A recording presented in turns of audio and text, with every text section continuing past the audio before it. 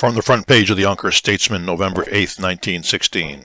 Headline: Doubt over the result in Nation. The election result officially was in doubt early today, with a decided drift toward President Wilson's re-election. The result depends upon a dozen doubtful states. Actual returns, considering definite and indicative figures, gave Mr. Wilson 232 votes and Mr. Hughes 212. The election result is still doubtful at 1:30 this afternoon, with the prospects that it possibly will not be definitely determined before tomorrow. The Republicans claim 272 electoral votes. The Democrats claim 288. The figures, based on reports by precincts, however, give Mr. Wilson 242, Mr. Hughes 215, with 74 votes in California, Idaho, Indiana, Kansas, Minnesota, New Hampshire, New Mexico, Oregon, and West Virginia classed as doubtful. With 75 congressional districts to be cleared up, Republicans have made a net gain of 10, which reduces the Democratic majority from 23 to 6.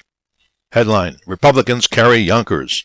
Unprecedentedly large pluralities for candidates on the Republican national, state, and county tickets were given in Yonkers yesterday. The city gave about a quarter of the estimated plurality of 12,000 in the county at large. The size of these pluralities exceeded the highest expectations of Republican campaign managers, whose highest estimates, even after witnessing the enthusiastic reception to Mr. Hughes last week, were less than 1,500. Soon after 10 o'clock last night, when the election of Hughes seemed assured to those at the Republican Party, an impromptu parade was organized with a band and 2 fife and drum corps, and for 2 or more hours several hundred, some exultingly holding aloft brooms and others blowing horns or ringing cowbells, marched through streets in the business section. The crowds began to gather in the streets soon after 6 o'clock, and by 8 Getty Square and the streets leading into it were jammed by a swirling mass of humanity, many of them with horns, cowbells, and the instrument popularly known as the tickler. Much confetti was scattered. Another big crowd was in Manor House Square, where election returns were exhibited on a screen at the southwest corner of the square. It was a Hughes crowd, and every bit of news indicating gains by the Republican candidate was greeted with cheers.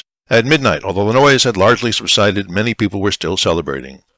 Headline: Horse regains old popularity. The popularity of the horse, temporarily eclipsed by the motorcar, has suddenly revived with renewed enthusiasm. More big horse shows and race meets have been held this year than ever before. The purses have been higher and the horses entered of unprecedented quality. Private racetracks are now a feature of many large country estates and fashionable country clubs.